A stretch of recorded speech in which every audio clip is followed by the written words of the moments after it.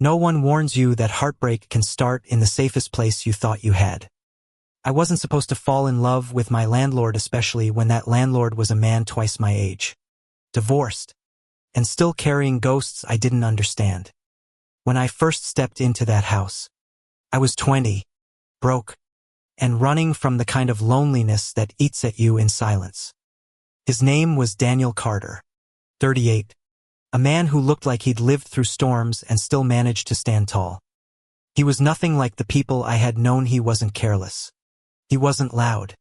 He wasn't cruel. He was steady. And maybe that was what I needed most.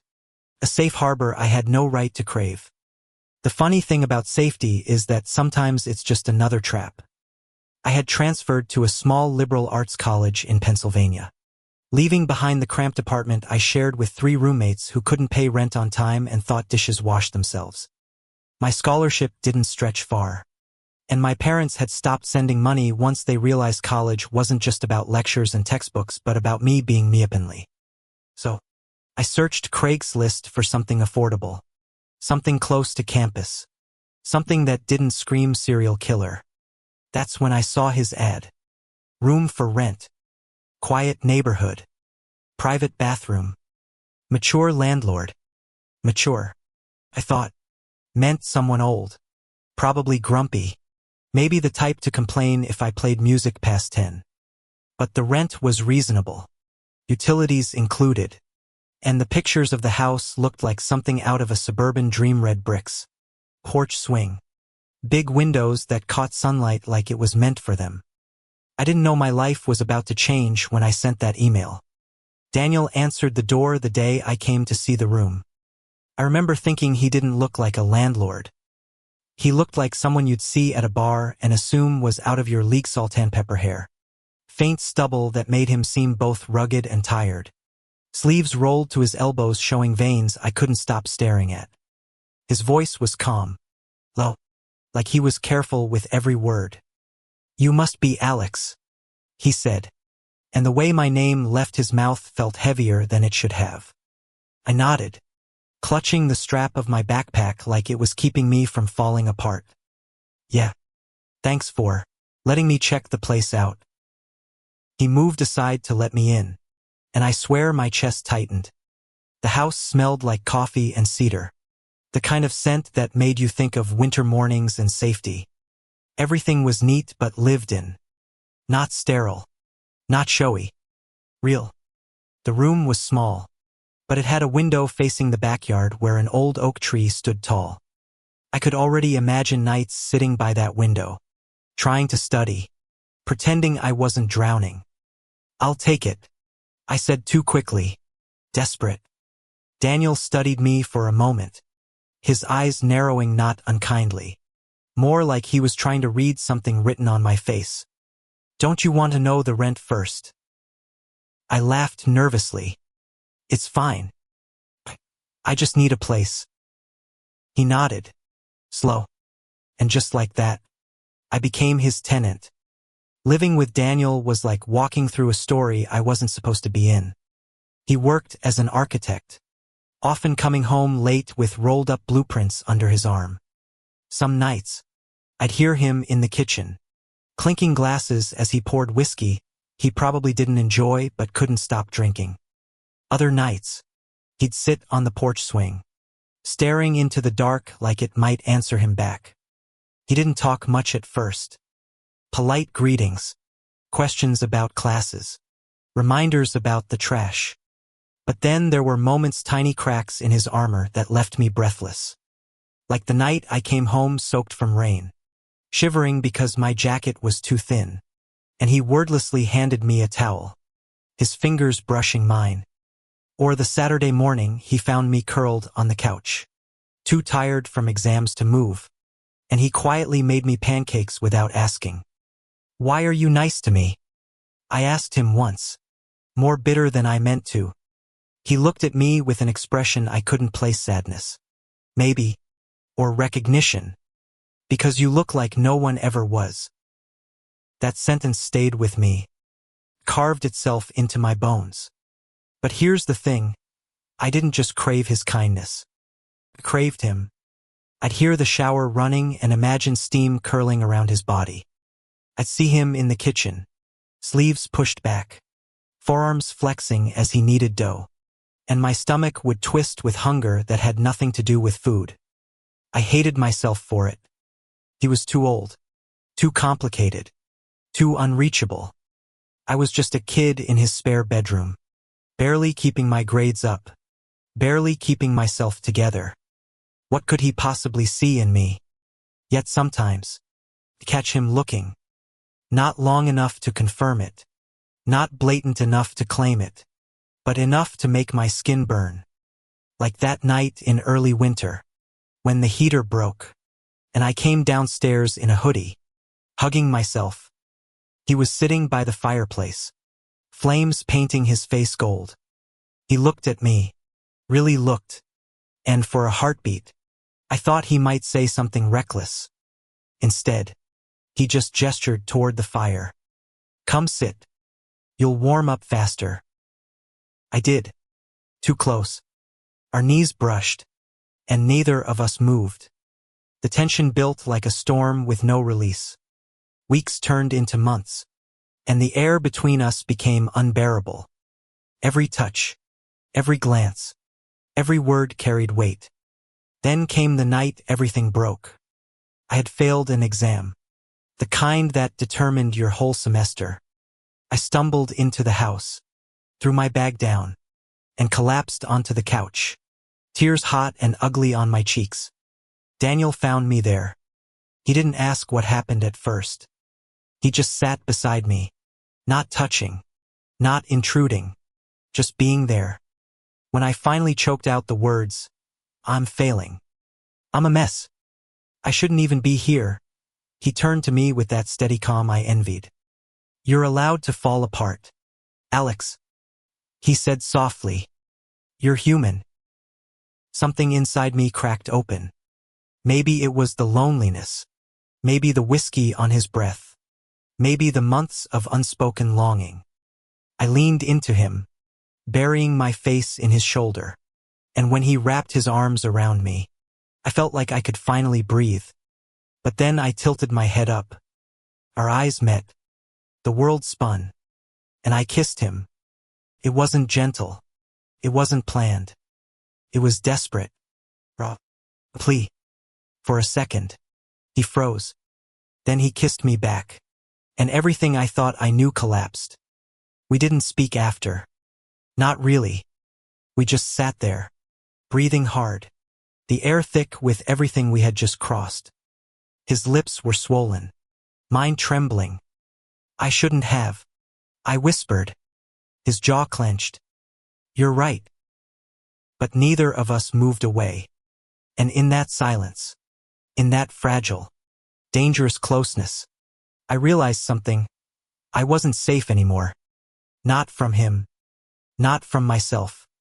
Daniel didn't sleep that night. I could hear him pacing down the hallway, the floorboards creaking in a rhythm that matched my heartbeat. I lay in my bed, staring at the ceiling, lips still tingling, replaying the moment over and over. The taste of whiskey, the warmth of his breath, the way his hands had hesitated before pulling me closer.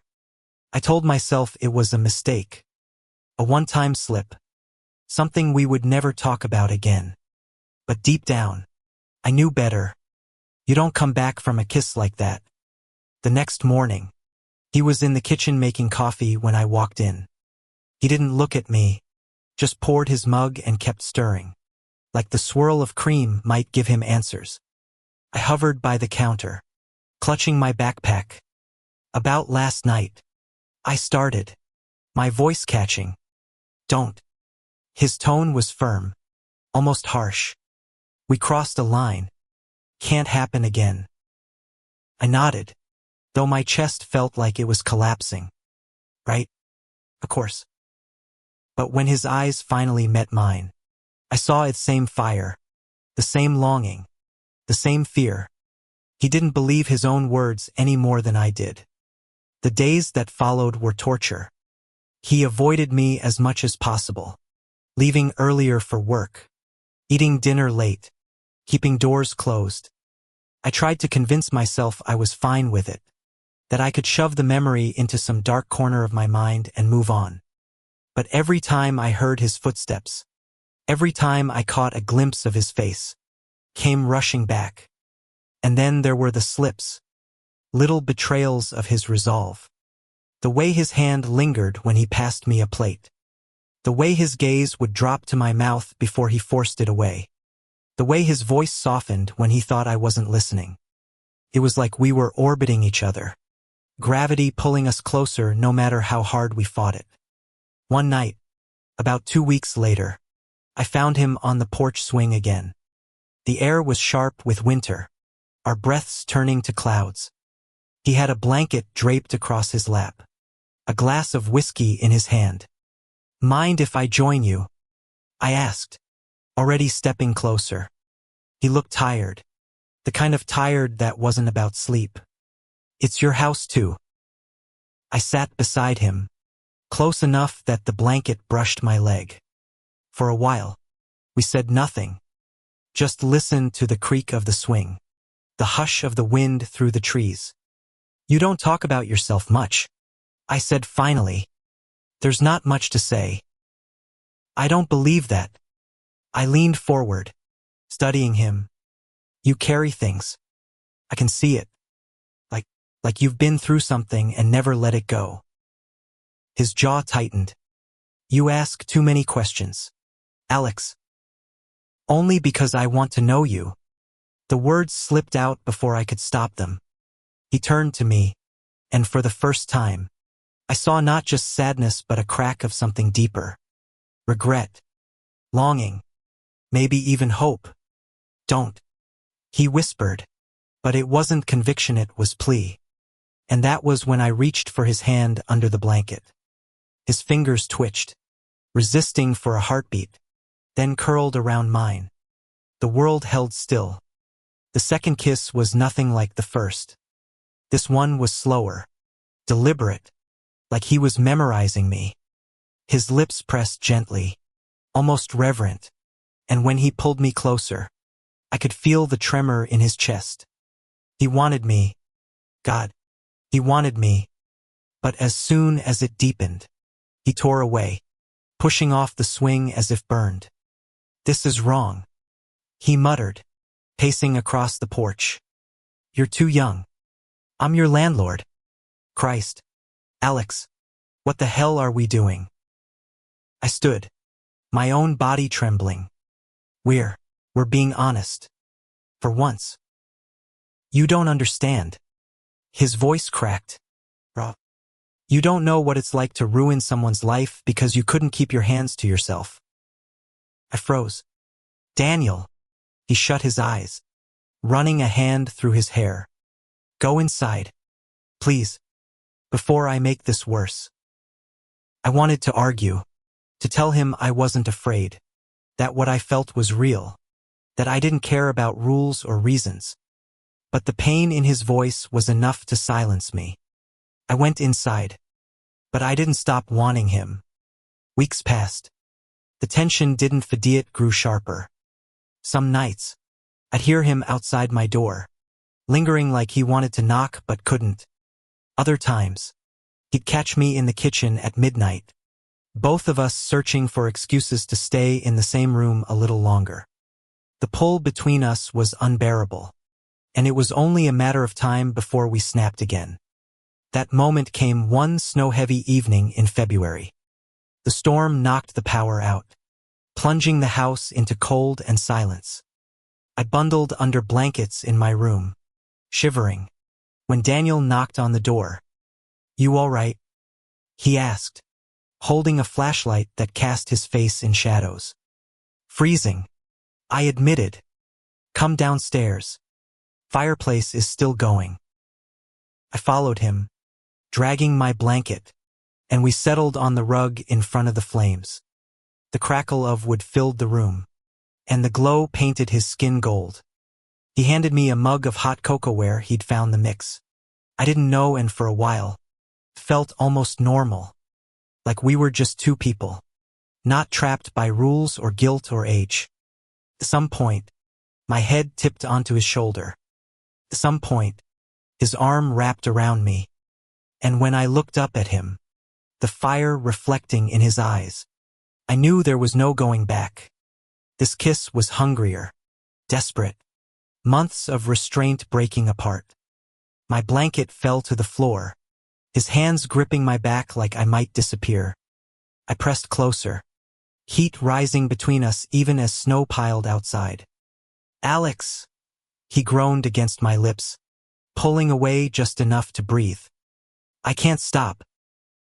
"Then don't," I whispered. The dam burst. What followed was a blur of heat and skin and need. The kind of closeness I had only dreamed of. His touch was careful but urgent. Every movement asking if I wanted this. Every gasp answering yes. For the first time in months, I didn't feel like a broken kid pretending to be okay. I felt wanted. I felt seen. Afterward, we lay tangled on the rug, the fire crackling low. My head rested on his chest, listening to the steady beat of his heart. He stroked my hair in silence, like he was trying to memorize me. But then his voice came, low and heavy. "This can't leave this house. Ever." I lifted my head. "I know. And if it gets too hard, if you want out, you tell me. No guilt. No questions." "I don't want out," I said, fierce. He looked at me with something between fear and wonder. God help us both. We became something after that night, though we never said the word. Lovers. Partners. A secret. Maybe all of it. Our days stayed ordinary at classes. Him at work, but nights became ours. Quiet dinners that lingered too long. Stolen kisses in the hallway. Whispered laughter in the dark. But love like ours couldn't stay hidden forever. And the world outside our walls wasn't nearly as forgiving as the firelight. Secrets are heavier than people think. They don't sit quietly in the dark corners of your life. They crawl. They scratch. They demand air. And sooner or later, somebody notices. The morning after that snowstorm night, I woke up in Daniel's arms. The fire had died. The room smelled like smoke and skin. And for a moment, I thought I had imagined everything. But then he stirred, pressing a soft kiss against my forehead. And reality hit me like a tidal wave. I was in love with him. Fully. Stupidly. Helplessly. And the terrifying part, Wash was in love with me too. At first, nothing seemed different. We fell into a rhythm that almost convinced me it was sustainable. I went to class, took notes I barely read, and came home to him. He cooked more often, sometimes making enough food to pack me a lunch I pretended to forget, just so he'd insist on delivering it to campus. Small things, tender things. But outside our walls, the world kept spinning, and people had eyes. It started with my best friend on campus, Marcus. He was the first to notice the shift in me. "You've been glowing, man," he said one afternoon, tossing a football in the quad. "Like, either you're acing every class or you're getting laid." I laughed too quickly, too defensive. "Shut up. I'm serious." He narrowed his eyes, studying me. "Who is she?" My throat tightened. I forced a smirk. Not telling. That only fueled his curiosity. And Marcus was the kind of guy who didn't let go once he smelled a secret. Meanwhile, Daniel grew more restless. I caught him staring out windows, fingers drumming against countertops. His usual calm splintered by nerves. He'd jump at small things, a knock at the door, my phone buzzing late at night. "You're scared," I told him once as we sat in the living room, our legs tangled under a shared blanket. "Of course I'm scared," he admitted, voice low. "You're young, Alex. People won't understand. They'll think I took advantage. They'll call me things I'm not." I tightened my grip on his hand. "I don't care what they think." He smiled sadly. brushing his thumb against my knuckles. You will. Someday. The first real crack came a few weeks later. It was late, and I'd fallen asleep on the couch waiting for him. When he came home, exhausted from work, he leaned down and kissed me soft. Quick. Nothing more than a hello. What we didn't know was that the curtains were open. The next morning, our neighbor, Mrs. Henderson, cornered me on the porch. She was kind in that nosy, sharp-eyed way older women could be. Lovely house, she said sweetly. Daniel's lucky to have such enthusiastic company these days. I froze. "You don't know what you mean." She patted my arm, smiling like she already knew everything. "Oh, honey, be careful. People talk." My stomach dropped. I told Daniel that night, pacing the kitchen while he rubbed his temples. "She saw us. She knows."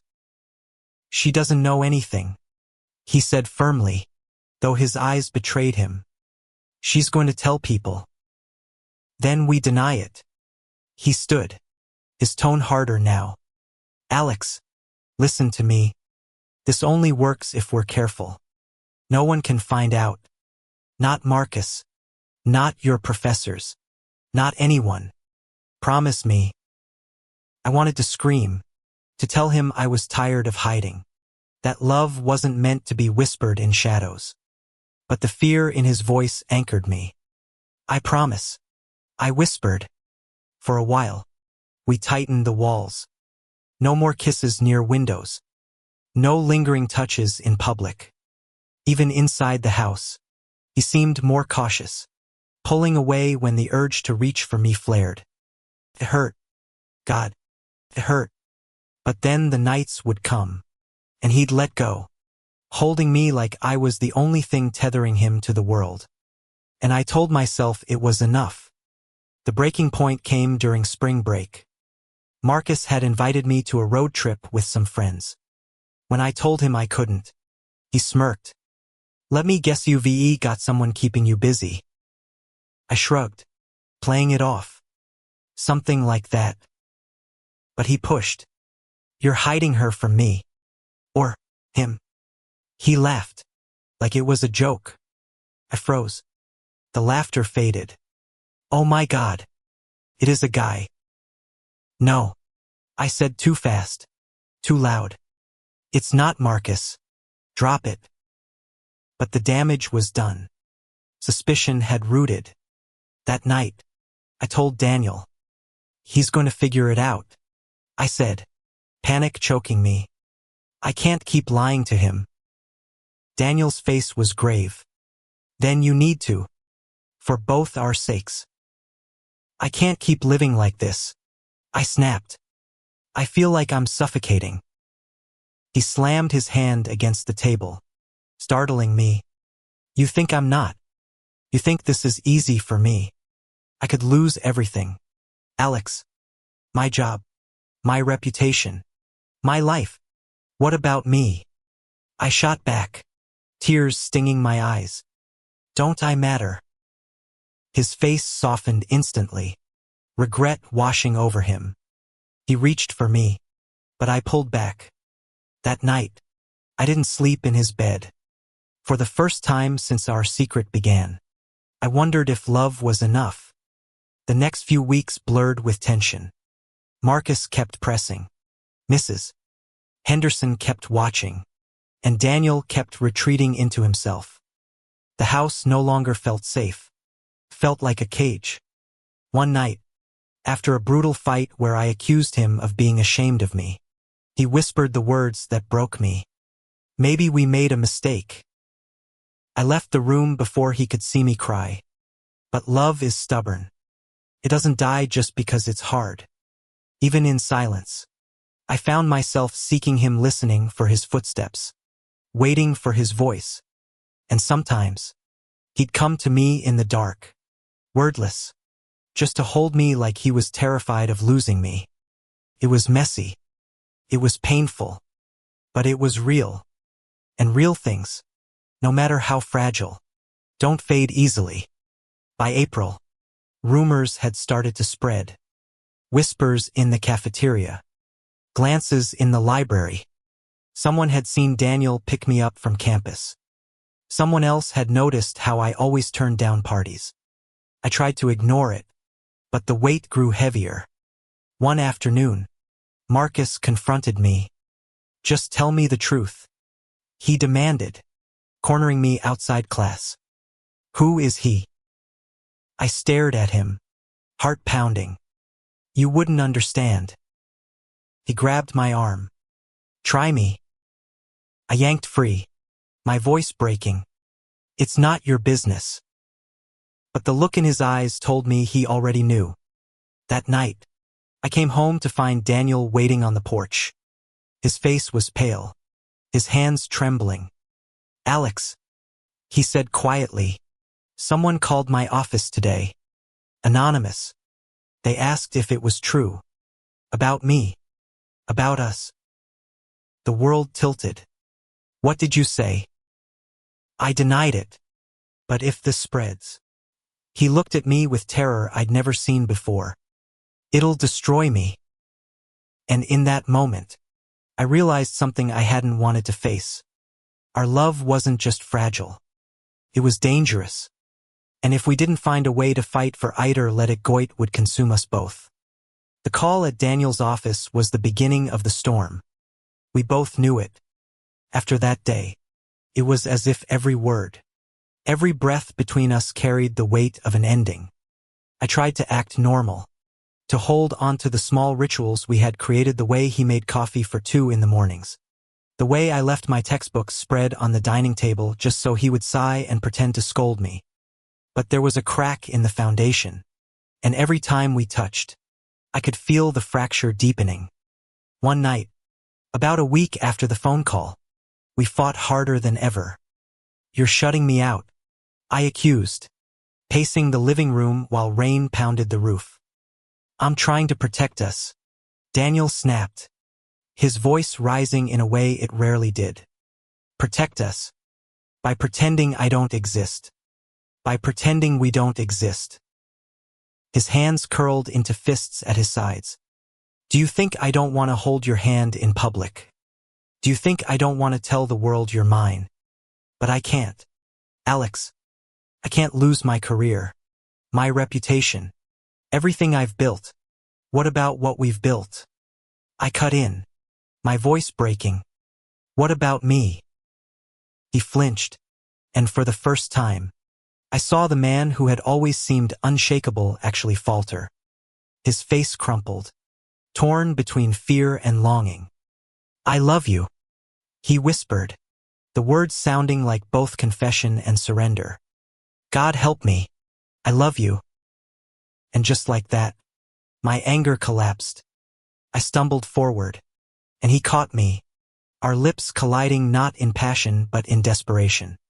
It was a kiss that said everything we couldn't fix, everything we couldn't let go of. The storm outside mirrored the one inside. We made love with the windows rattling, thunder crashing, as if the world itself was bearing witness to our chaos. Every touch was frantic, every kiss a question. Can we survive this? Afterward, I lay in his arms, listening to the rain soften into a steady drizzle. My chest hurt, not from exhaustion but from the knowledge that love wasn't enough to erase the danger we faced. "What if we just left?" I murmured, my fingers tracing circles on his skin.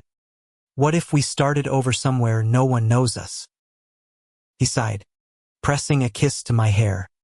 "It's not that simple." "Why not?" "Because running doesn't erase the truth. It just postpones it." I hated that he was right. The days after the storm were quieter, almost eerily so.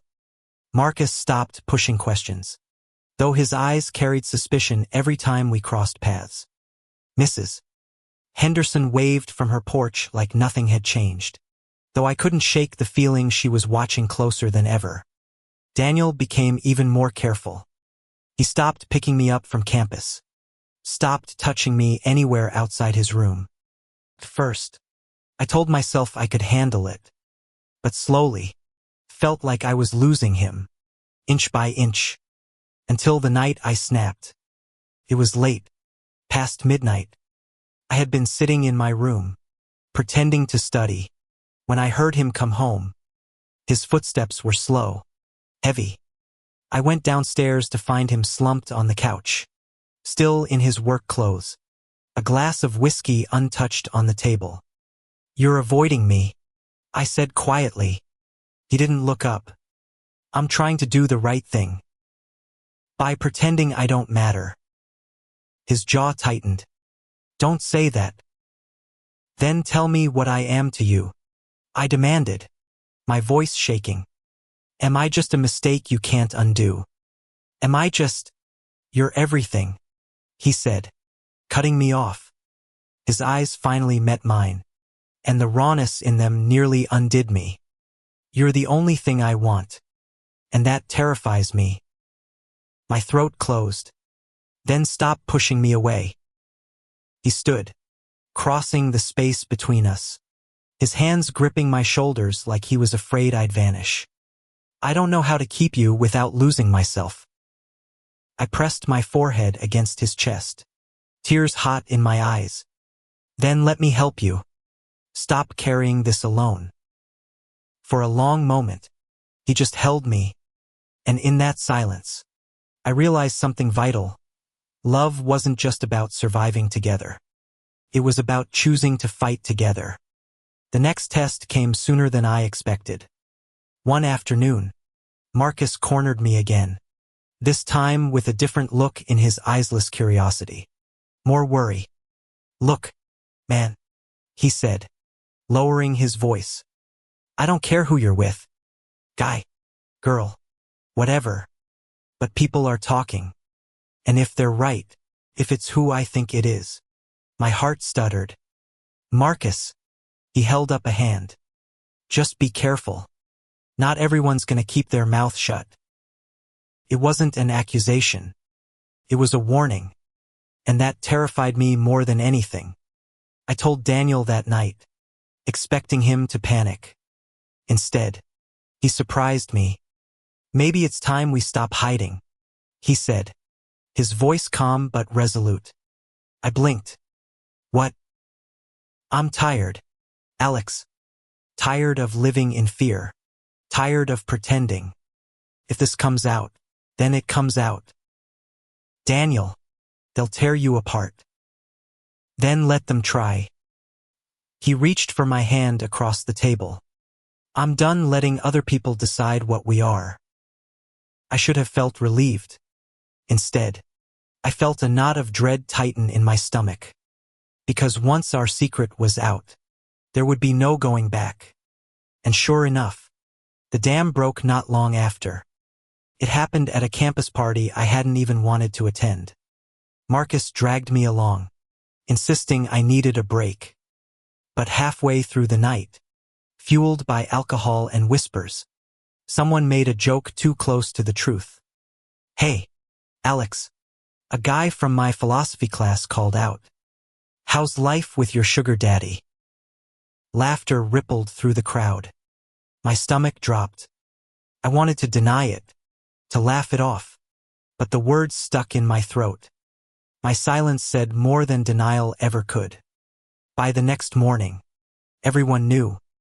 When I got home, Daniel was waiting, his expression grim. "They know," I whispered, dropping my bag. He nodded slowly. "I heard." "What do we do?" He didn't answer right away.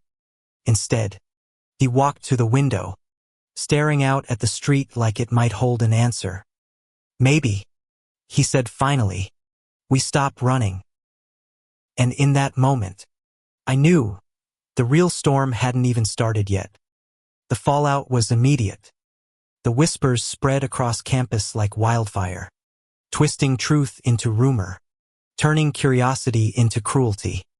Every time I walked through the halls, I felt eyes on me, some filled with shock, others with disdain, and a few with pity. But it wasn't just about me anymore. It was about Daniel. His colleagues at the university looked at him differently. Meetings grew colder. Polite smiles replaced by tight-lipped stares. There were murmurs about ethics and boundaries, as though our love was nothing but a scandal to be dissected. First, I wanted to protect him by distancing myself. Maybe if we stay apart for a while, things will calm down. I told him one night, but he shook his head firmly. No, I won't erase you to save myself. If I lose everything, at least I'll lose it honestly. The hardest blow came from his family. One evening, his sister showed up at the house, unannounced. Her voice was sharp, her words cutting. Do you even realize what you've done, Daniel? What this could cost you? What it already has? Daniel stood tall, though I could see the strain in his eyes. I realize I found someone I love. Isn't that enough? Her gaze shifted to me, and the disapproval in her eyes burned hotter than any insult. He's half your age. He's just a boy. This isn't love. It's recklessness. I wanted to shout, to defend myself, but Daniel spoke first. He's not just a boy. He's the man who makes me want to be better. You don't have to understand, but you will respect him. She left without another word, slamming the door behind her. And yet, as painful as that confrontation was, it cemented something between us. We weren't going to hide. Not anymore. Still, the storm raged on. Students whispered when I walked by. A professor I admired stopped making eye contact. Online forums filled with cruel comments about inappropriate relationships and predators. It broke me down in ways I hadn't expected. I started avoiding campus, skipping classes just to escape the weight of it. One afternoon, as I sat curled on the couch, Daniel knelt in front of me, his hands warm against my face. "Alex," he said softly, "look at me." I did, reluctantly, and the love in his eyes was unwavering. "We can't let them win," he whispered. "If we start doubting ourselves, then they've already taken everything. But if we stand together, they can't touch what we have." His words became my anchor. The turning point came during a faculty hearing. Rumors had escalated to formal complaints, and Daniel was called to defend himself. He insisted I attend, though every part of me wanted to run. The room was filled with faceless professors, administrators, even a few students. They asked questions designed to shame, to break us apart. "Do you understand the power imbalance here?" One woman asked, her tone sharp. Daniel didn't flinch. "I understand love. I understand choice. Alex is not here because of power or influence. He's here because we chose each other." Then they turned to me. "Do you feel pressured? Do you feel coerced?" My voice shook, but I forced the truth out. "No. I've never felt freer in my life. Being with him wasn't something I planned. But it's the realest thing I've ever known." Silence followed. Not agreement, not approval, but silence. And in that silence, I realized we'd already won. The fallout didn't vanish overnight. Some doors closed. Some people turned their backs forever. Daniel's career took a hit, and I lost friends I thought would stand by me. But new doors opened too. Marcus, once suspicious, became one of our fiercest defenders. "Anyone who can't see it's real," he told me, "doesn't deserve to be in your life anyway." Mrs. Henderson, the neighbor who'd always watched too closely, surprised us by leaving a note on our porch. "Don't let them scare you. Love is love." Slowly, painfully, the noise quieted. Months later, I found myself back on campus, walking across the courtyard with Daniel at my side. The stares hadn't disappeared, but they no longer cut me the way they once had. "Do you regret it?" I asked him softly. He squeezed my hand, his eyes steady on mine. Not for a second. And for the first time, I realized I didn't either. Life didn't become a fairy tale. There were still whispers, still moments of doubt. But there was also laughter in the mornings, shared dinners, stolen kisses in the kitchen, and the quiet certainty that we'd chosen each other against the odds. I wasn't just a college student renting a room anymore. I was a man who had found love in the most unexpected place, and chosen to fight for it.